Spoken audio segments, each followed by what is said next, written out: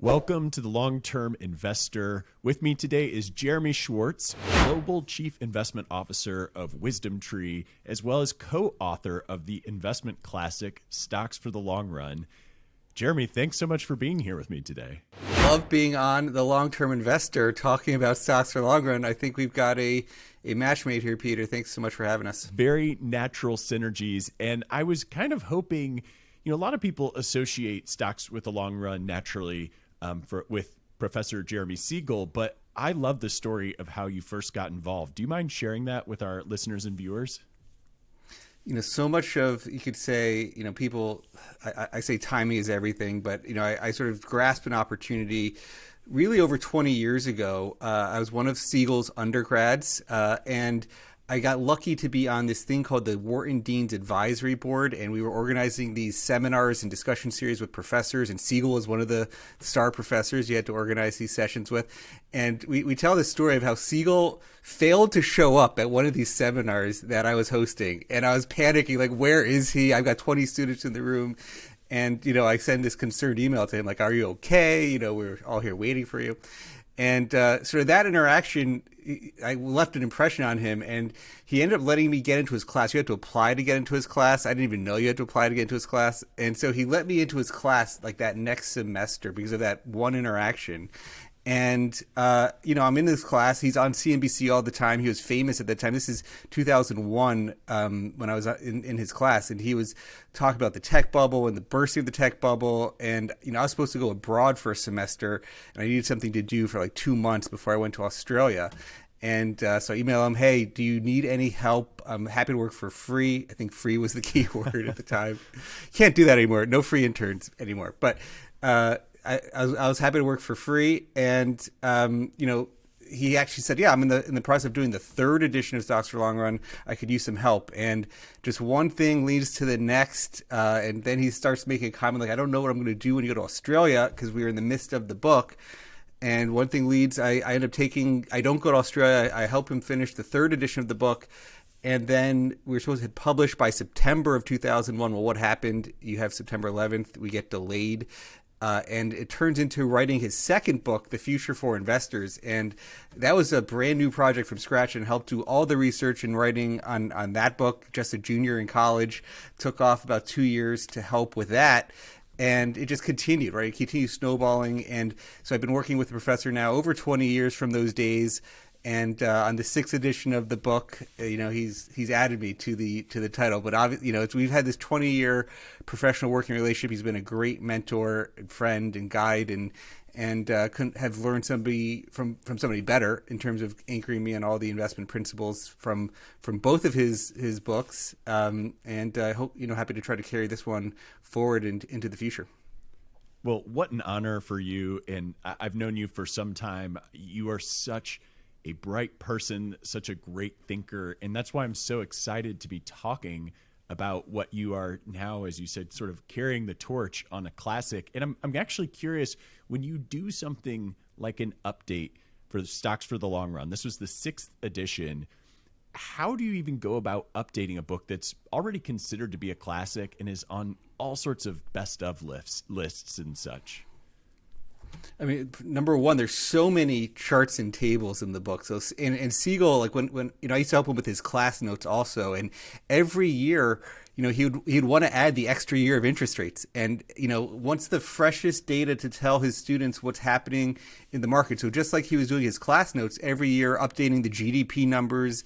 You can say, hey, this is mundane updates, but all right. So there's the basic updates for all the main charts and tables, but this was probably the most extensive he's talked about in terms of new chapters. In the last 15 years, values had a very tough time, and so we talked through factors. There's a whole bunch of new chapters on value. There's some new chapters on ESG as one of the new trends. We had the pandemic, and we talked extensively on what was happening there and some of the inflation system in the system. We talked about real estate more. And so you say, what have you not covered? What's happened in the last 4 or 5 years since the last update? What's intriguing? You try to get the best of the research that we're seeing in the markets, and that helps explain what's happening. There's obviously long-term principles that are never changing, but then are there new angles that you want to make sure people are seeing the latest research on. And I do want to get into some of those new concepts, but before we do, we probably ought to start at the most basic first principle idea is, in asking you, why should someone want to own stocks for the long run? Well, and now you're seeing a lot of people talk about, hey, the Fed's hiking interest rates as fast as we've ever hiked rates, and now you can get 5% basically in 6-month T-bills. So why should I take this risk? Equities look kind of dangerous or volatile, and the equity risk premium that people talk about, which tends to compare valuations or forward-looking returns on stocks versus bonds, some of those charts look dangerous. Like, hey, they've collapsed to lows, and there's a question of like, what, are stocks really this good value versus sort of safe assets? And so one is, yes, we do believe there is an equity risk premium over time that you're taking further risk to go into equities, and you have to be compensated for that risk. And that there is this natural tendency for that. And you can talk about how do you measure why stocks to deliver that, but why stocks for long run is that over the long term, you've been compensated to take that risk. Now, the longer your horizon, the more your odds of success of beating something like T-bills are. And that's one of the tables we have early on in the book is what are the percent chances stocks beat bonds. And if you look at, say, just the short term, 1 to 2 years, it might only be 60% to 2/3 of the time will stocks come ahead of Treasury bills, which again, now you're doing basically 5%. Now, if you extend to 10-year horizons, if you go for the last 150 years, there's some questions about the first 70 years of the data, but there's much less questions over the last 150 years. You go back to 1871, it's about 85% of the time are stocks beating T-bills. Now, you cross something like 20 years and you're up to 99% of the time. And now go to 30 years is 100% of the time. Now, there's no guarantees in life. And they always say past performance, no guarantee of the future. But there is these fundamental reasons why we do think stocks can deliver bonds. Again, you're taking more risk. You got to be compensated for that. Now, you can talk about how do you form expectations for returns. In terms of, I talked about some of the new chapters on inflation. Stocks are what we call real assets. They tend to protect you from long-term inflation over time. They're sort of the best protection from inflation. Now, when Siegel first wrote the first edition, 1994, there was no inflation-adjusted bonds. The key risk to bonds over the long run was inflation, and so you had a 35-year period where bond returns were negative. Stocks had a 17-year period where after inflation they were negative, but bonds had a twice as long. And so that was one of his big picture things is, hey, in the short run, stocks are clearly the most volatile asset. Over the long run, bonds actually had more volatility because they, suffered from inflation. They didn't keep up with inflation. Now you could say we have TIPS that takes away that risk of traditional bonds because they're going to give you that inflation edge or sort of readjustment with inflation. Now, then you got to just talk about the return opportunities, and TIPS yields today, 10-year TIPS yields around 1.5%. We could talk about valuations, what do forward-looking returns on stocks do, but if you had to say, I'm going to hold a TIPS bond that's going to give me 1.5% versus what will stocks do over the next 10 years, I think you're going to get a nice, comfortable cushion, call it 3 to 4%, probably more, on top of that bond return, sort of the ultimate safe asset. And so you want to get these stocks for long run for the extra risk premium on top of those sort of safe TIPS bonds.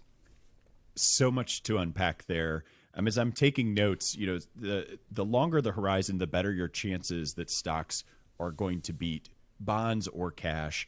And I think one of the things that's tempting today, especially with cash yields so high or a 3-month or a 6-month Treasury bill yield so high, is it's always tempting to focus on what's working right now rather than focus on what has always worked.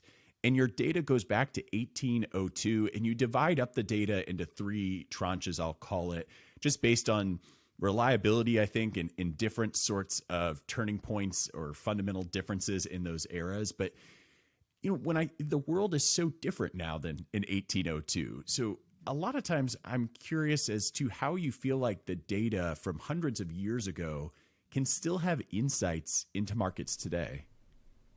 No, there's people who question those very early periods. What's nice is that there's also people who question, is the U.S. unique in terms of their equity premium around the world? And one of the things we talk a lot about is the Dimson, Marsh, and Stanton professors who did a study from 1900 and have 100 years, 120 years of real data, and they compare stocks versus bonds and bills in all those markets and sort of do real after inflation returns. And yes, the U.S. was a fairly good. If you look over those 120 years, it did a bit better than the world average, but the world average consistently showed across something like 20 markets that stocks were sort of the long run winner of sorts. And it was around a 3% equity premium in their long-term data, which happens to be very consistent with Siegel's long-term 200-year study. Now, we actually might say, bonds are going to have below average returns looking forward. Again, that 10-year TIPS yield being 1.5%, when in Siegel's 200 years had bonds at 3.5%. So bonds are priced for sort of worse experience than their long-term data. But you go back to, why did stocks? So there's a number in Siegel's book. There's hundreds and hundreds of thousands of numbers in the book. You say, like, what number was the most important number? And for stocks for long run, you could say it's the real after inflation return for stocks was just under 7% a year. People have called it sort of Siegel's constant. This sort of long term real return over long term time period. Stocks return around 6.5 to 7%, 6.6, 6.7. If you update from 2021 through the bear market last year. Now, why did stocks return 6.7? There is a fundamental relationship that's very important that we talk about in the book. You mathematically understand TIPS yields being a bond return. Your starting coupon is basically your long-term horizon return. Well, what is that for stocks? It's the earnings yield on the market. And so the average P ratio going back 150 years was around 15. 1 divided by 15 gets you that close to a little bit over 6% returns. And so now if you say P ratios are going to be higher in the future, and there's a lot of reasons why P ratios might be higher in the future, you could say that stocks are going to have a lower return. And so today, at a little bit below a 20 P ratio, you might say stocks are priced for a 5% return. And so we do think there is this fundamental connection between earnings yields driving returns for the market as a whole that gives you confidence of where do stock returns come from. Yes, things were far different. You had different technologies, different companies, but you go back to the fundamental reasons. Well, why do stocks give you a return? Well, you get the cash flows for the companies. These cash flows are priced using that PE ratio. That's where you get the 20, call it the 15 PE historically, but maybe a 20 PE going forward, giving you a 5% real after inflation return. And you can talk about all that, but that's the key where we say, hey, there is a fundamental relationship. It's driven by valuations. And that's how you should think about going forward. And so valuations are relatively high. Obviously, inflation is high. And by the way, I feel like you and Professor Siegel, as well as the book, talk more about real returns and inflation than just about anybody else that I at least follow. And I really appreciate that, because the way that we set capital market assumptions at PlanCorp is to think in terms of real returns. In part because I don't want to have to forecast inflation and equity returns or bond returns. It's one less thing to forecast. But we talk about the reasonableness of using that slightly less than 7% real return on stocks, even where valuations are today. No one knows what the next 5 years holds, obviously 1 year, but even 10 years, valuations only tell you so much. But in terms of thinking for a long-term real rate of return, is there anything that gives you pause about continuing to assume that you would see what I think the book said was between 6.7% and 7.1% on real returns over multiple decades for stocks?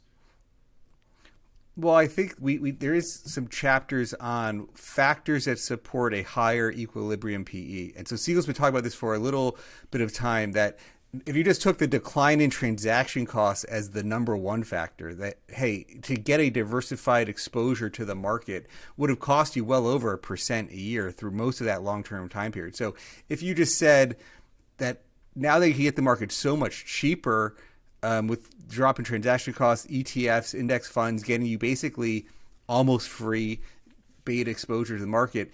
Let's say that costs you 100 basis points, maybe it was more in some of the periods, but that would say investors were not really getting the 6-7% that he was talking about. They had to pay the transaction cost, so they were really getting 5 maybe. And so if you say, hey, they were really getting 5, that's the required return they need. That could support the 20 PE that he talks about as a newer equilibrium long run PE. Now you could also say when we had very low valuation, when you had single digit PEs, you had double digit interest rates. And there's a whole, one of the new chapters is on the driving forces for real interest rates and a case for a secular story that rates are lower for longer, that there's an economic trend, demographics, productivity has been trending down. And so, lower economic growth, which is basically how many people are working, what's their productivity, leads to lower real rates. And that also, you could argue for higher valuation. So that equity premium is the return compensation on top of the risk-free rate. And if risk-free rates are trending down, the valuation should be higher in some way. So a few of those factors would argue, again, a 20 PE is normal, and that's a 5% real return. And that's still a very reasonable equity premium with where TIPS are. And again, we think TIPS today at 1.5 might be good bargains, that you might actually see the TIPS yield go back to below 1, maybe even closer to 0. And so there's that a little bit more controversial to get down to 0, but certainly below 1, below 50 basis points would be where we see it heading over the longer run. And so that supports a higher multiple for stocks. And when we talk about returns, we're talking about market returns in generally speaking. When I'm looking at data or using data, they're index returns, and indexing is great. I mean, I think it's truly one of the greatest innovations for individual investors. But you talk about in the book, and I know you practice this at WisdomTree as well, index investing can be improved upon. I mean, why would you suggest, first of all, could you define what fundamental weighting is and why it might produce a better outcome than indexing? And also the question often is like, why did Siegel go from just being a Vanguard market beta to, embracing fundamentally weighted? And Siegel goes back to, hey, I was a Vanguard investor from 1970s when they opened their door. He studied under Paul Samuelson. Paul Samuelson, that's who one of his thesis advisors at MIT, wrote some of the very early papers on the case for indexing. And so he opened Vanguard account the day they opened their doors. And so long-term believer in low-cost indexing, that would be tough for active to win. Now, I mentioned when I first took his class in 2001, was fresh off his becoming very famous in 99 and 2000 for calling out the tech bubble in 99 and 2000. And he had a few op-eds, but the most famous one was Big Cap Techstar Suckers Bet, March 14th of 2000, the day NASDAQ peaked. And he was out there saying, there was 9 stocks with triple-digit PEs, and say you can never justify these valuations. If you took the most optimistic of the analysts and say that these things were going to grow earnings forever, you still couldn't justify the tech stocks at that time. And that was a third of the market, if not more, in these very high multiple stocks. And so that's where Siegel started shifting his own portfolio to value, but he started saying, is cap weighted optimal? Right? So what made cap weighted optimal? Why was it a good strategy? Well, market cap weighting, there's reasons why it was very effective. It had very low turnover. Essentially, when you market cap, it's price times shares outstanding. And if you had the same basket of stocks, you could basically have no turnover. You could just ride things. You put them into an index. You ride things as they move around. You never have to do any portfolio trading unless there's corporate actions. And so there was this benefit of, hey, it's very tax efficient. It's very cost efficient because you don't have to constantly turn over the portfolios if you're running something that doesn't have any natural M&A activity, essentially. But it had the drawbacks that it gets exposed to all the major bubbles without any sense of that valuation assessment. And so if you believe that markets will move away from fair value and that they are noisy, we contrasted the efficient market hypothesis and the noisy market hypothesis. Once you assume that things can move away from fair value, you can do a bit better.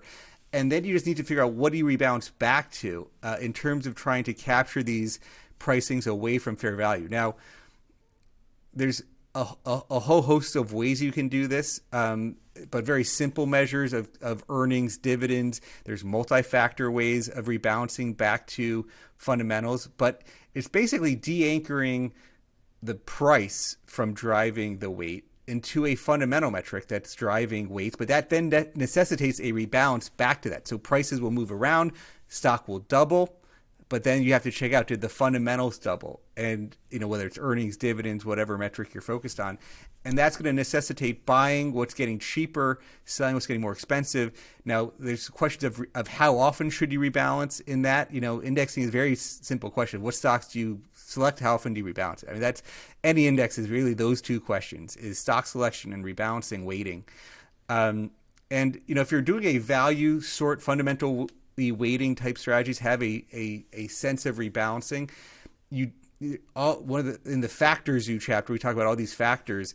Momentum has been one of the strongest factors over the long run, consistently across the globe. If you rebalance something monthly, let's say like the momentum research does, on a value sort, what you're doing is you're buying the losers every month. You're selling the winners and buying the losers. So that's not what you're really trying to do with fundamentally weighted indexes. You're trying to capture these long-term dislocations, essentially buying the market cheaper. If you think about a broad dividend index, you're going to raise the dividend yield off the market by about 100 basis points. On an earnings index, for the market today, we talked about the S&P a little bit under 20 times. You could get an earnings weighted 500 of index that's about 15 times. So really 20 to 25% cheaper. In small caps, it could be as low as 10 PEs today, 10 to 11 PEs, which is like a 10% earnings yield, which is not expensive. And the greater you go from large caps to small caps, the more these discrepancies matter. And that's because in large caps, everybody has a similar multiple. When you go to small caps and you get a lot of companies with no earnings, the Russell 2000 has a lot of companies with no earnings, and then a lot of companies with cheap valuations, the greater the standard deviation of the valuations, the greater your PE discount will be. Because if everybody had the same PE, you'd have no difference between a cap weighted and an earnings weighted type multiple. But the more differentials there is, the more value tilted you'll become towards the lower PE stock. So it's interesting, and you could say, hey, you launched a lot of these things after a strong run for value, and then values had a tough period for 15 years, which is absolutely true. But you go back to, again, to those first principles of why do you think, what do stocks get their return from? We talk a lot about PE ratios and that 15 PE across time. And hey, now they're more elevated. This is a way you can get you back to basically the 15 PE for the S&P 500 type market. And we think that is a important indicator for forward-looking returns. Well, not only has value had a tough run until recently, really since the great financial crisis, value has largely lagged growth. And right now, value's doing great relative to growth, but global diversification has also been a very large disappointment. And it's very uncommon for me to see an investor who doesn't have global exposure. But I do think that at times throughout the past handful of years, people have been tempted to abandon that international diversification. And I think there are comments from people like Warren Buffett that don't help, who say to everybody, hey, I'm just going to own the S&P 500 when I die, which, when you're the richest man in the world, or at least one of them, that probably is okay. But I think being tempted to abandon that global exposure just because it hasn't worked recently seems like it would be a mistake. Do you agree? Well, I believe we talk a lot about global diversification. So, I disagree with just focus on the U.S. There's a few other people who have been unhelpful. Is that Jack Bogle, who everybody gives credit for the Rise Index Fund. One of his opening comments of one of his first books was that, hey, I can stick with the U.S. And what's interesting? One of his comments about why he didn't want to go international was he took all this currency risk when you go overseas. I'm a dollar-based investor. I consume and spend in dollars. This was his comment, that you can't, you don't want to go overseas because you don't want to take the currency risk. Well, that's also something you could get rid of, Jack, which you could basically be currency hedged. And I talk a lot about that fact that, a lot of people have gone unhedged internationally, and part of their argument for why you could go international is that you have the S&P 500 does have half its revenues abroad, basically. Not quite half its revenues abroad, but more than half of its profits abroad, because a lot of the foreign profits, some of them just companies locating in tax havens, so they have lower tax rates. I mean, that's a whole nother conversation. But, you could say we have increasing global revenue, so I get my global diversification in the S&P. And, it comes back to, well, do you want the euro and all these other currencies when you invest abroad if we already have euro exposure in S&P earnings? I mean, we could go on that topic for a long time. But last year was a year where the strong dollar, call it 15% move, was a 8 to 10% earnings headwind on the S&P, and it showed some of that question about wanting to double down on your FX risk when you go overseas. And to Jack's point, that you do have this risk overseas. But what's interesting, Buffett, who's talked about the S&P, he's been buying Japanese companies because why? Because they're cheap. He's buying these double-digit yields because he was getting much better bargains, single-digit BEs and high dividend yields. Now, by the way, when he bought those, he bought 5 or 6 Japanese trading companies, and he did it hedged, by the way. He did it by issuing debt in their market so that he wouldn't be exposed to the global currencies moves of the yen, which was quite volatile and wild last year. And you say, hey, I think these stocks are cheap, but I don't really know about the currency. The yen could go up or down. It's a distraction to my thesis. It could prove counterproductive to have the yen. So, hey, let's neutralize that. So I think that's one thing in globally. Now, a lot of the global story was just a U.S. tech story. You say, why did Europe underperform? Why did some of these things underperform? It's because they were like value indexes in the U.S. They don't have the mega innovation companies. And so if you looked at broad international, at least when I think about a fundamentally weighted broad international, I know the P's on that are around 10 times earnings. So it's basically for all of the EFA markets with a fundamental tilt, you get 10 times earnings versus 20 for the S&P. You could go deeper into the value segments and get below 9 times earnings for a high dividend international basket. That, again, 11% earnings yields, if those earnings yields translate to the real returns, the valuations are saying people are very subdued and bearish these things. And that actually presents opportunity. One of the central chapters we talk a lot about, this was basically the whole second book called The Future for Investors. The whole premise was growth is not return. Growth is not return in every sense of the word. That GDP growth is not return. Europe's going to grow slower. How can I be in Europe? Well, growth is not return. And you see that in that Triumph of the Optimist book that I talked about, had 120 years of data. The strongest GDP growth was not the best return over those 120 years. It often actually is the reverse. If you go back the last 30 years, China had some of the best GDP growth, but it was a disaster because all you could buy were these state-owned companies that weren't actually that good of companies for a long time. And so, it comes back to valuation and what's priced in the markets. What are the companies that you're getting exposure to in the case of that China story, where it was really for 30 years, even though it was delivering the best GDP growth, it was not a great place to be. But today you can get globally diversified portfolios at a much better valuation. It factors in the fact that they're going to grow slower. And if there's anything to this value rotation, international is likely to do better than the U.S. Because the U.S. is so much more exposed to the growthier segments, higher multiple segments of the market. I could not agree more with your take on that. And I think there are some anecdotes in the book that highlight just how important price can be. And you're talking about economic growth, but even the high flying companies, if people pay too much for them, they're ultimately not going to be your best return places. There's actually an anecdote in there about IBM and Exxon that I would try to summarize quickly, but I'll probably butcher. Do you feel like that's relevant that you could share that here? Sure. Yeah, no, it comes back to this. This is exactly, I talked about the GDP growth is not return. We basically give you 60 years of data and we say, hey, if you had a crystal ball and you had 2 companies and you got these following numbers on sales growth, earnings growth, dividend growth, book value growth, every fundamental metric, and it was going to be between 3 to 4% per year higher on every metric, from sales, earnings, cash flows.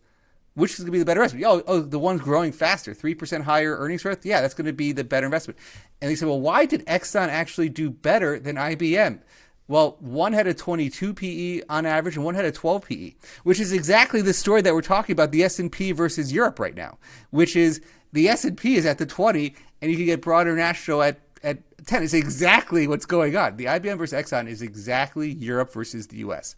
So the higher average dividend for Exxon compounded, it was over 4%, and the compounding of the average of 4% actually got you to about a 5% boost from the dividend compounding over time, where IBM's dividend yield was only 2%, again, closer to the S&P 500 versus, a broad international value where you're getting over that 4 to 5%.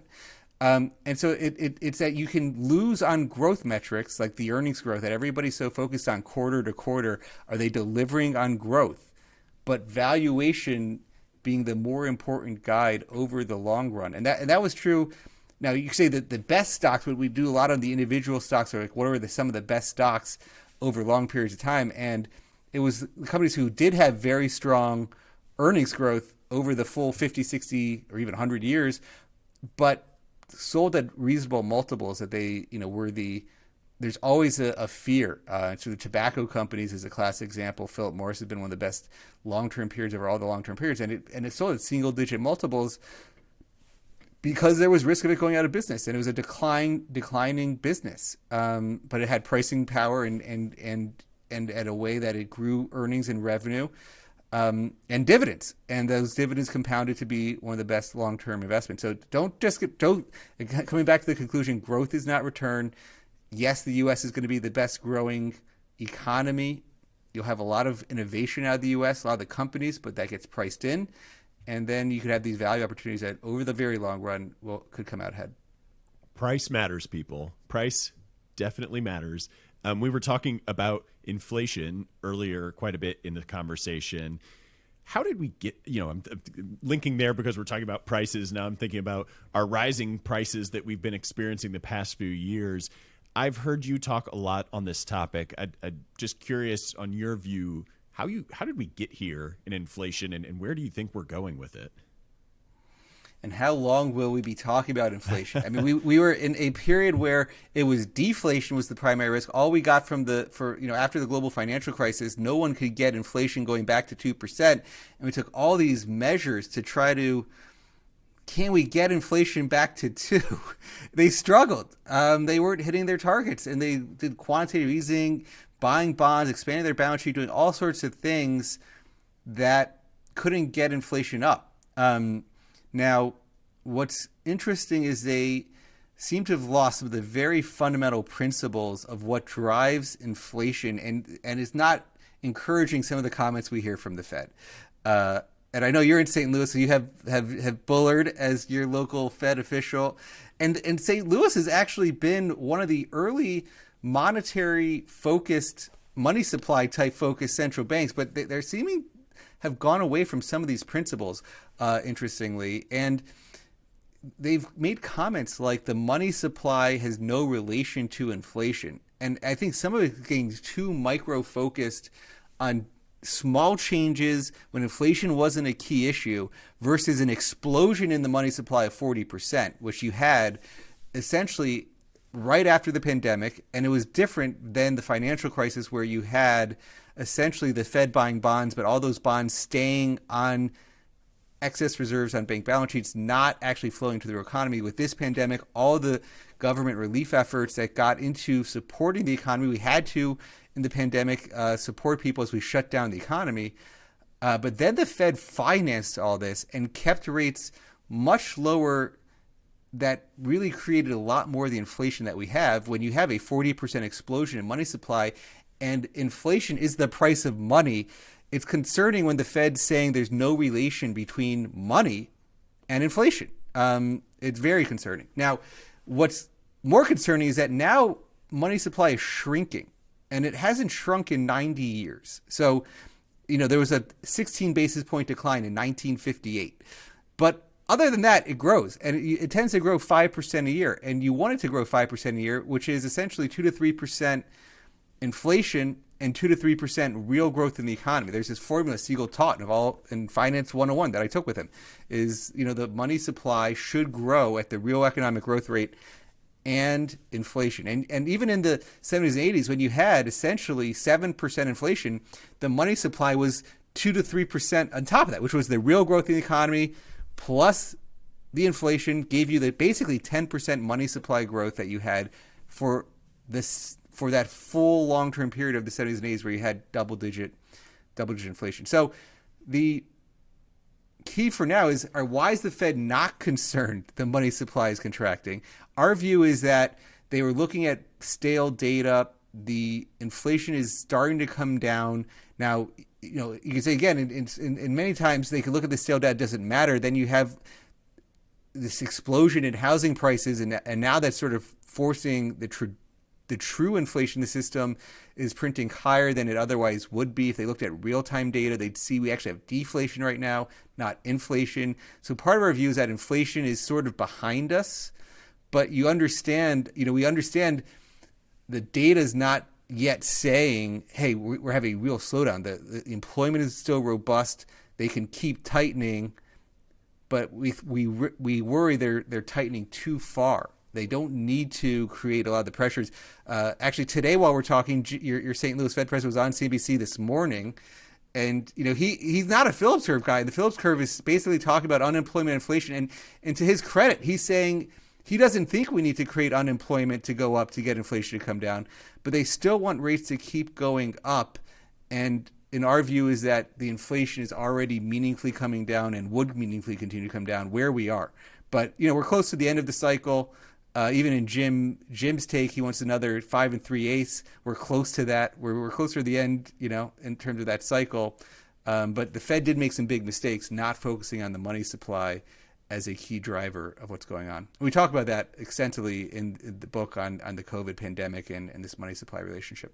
Yeah, I really enjoyed that chapter, by the way. And it is very tempting for me to ask follow-ups and dig in deeper, but I know that I don't have all the time of yours throughout the day. So I'm just going to ask you one more question, particularly as we're mentioning the interest rates, at least on the very short end at the Fed funds end of the curve, continue to inch upward. Now that short-term yields are higher, how do you think about managing cash in today's environment? I'll tell you personally, I'm going into my PNC checking account and moving things around to my Schwab account much more than I ever did before because, for the last 2 decades, it didn't matter. You basically had zero. Who cares? Okay. So your checking account was zero and your investment accounts were zero, your money market funds zero. But now your checking account's costing you 5%. Another way of saying that, if you're keeping money in checks, you're costing yourself 5%. And so then you say, well, can I get 5%? Are my money market funds giving me the 5% or not? Because you can get very close to 5% in treasuries. Basically, there's a few different short duration type strategies. At WisdomTree, we have a floating rate treasury that only has a 1 week duration. And that's getting very close to 5. It'll be over 5 when they hike in March. And so, I certainly have a lot of that.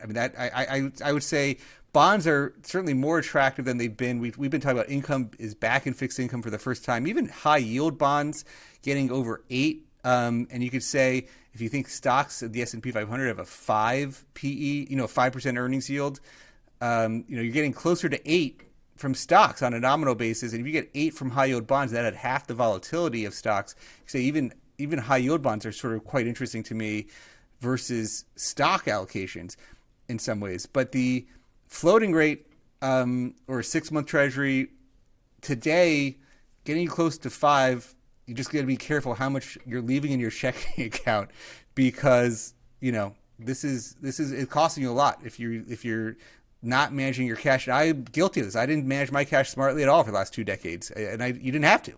But now is the time is to be thinking about how you're managing the cash and putting it to work and getting the interest you deserve.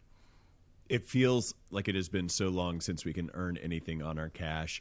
It is exciting when I pull open my online bank account where I keep my cash reserve and I see, oh my gosh, there's like real money being paid to me every month. That hasn't happened in so long. And it used to be in the past few years, if it was 1.5%, that felt like you were making some money. But yes, at 4 or 5, and if you can effectively manage your cash today, that is definitely an opportunity to improve your return and your wealth growth.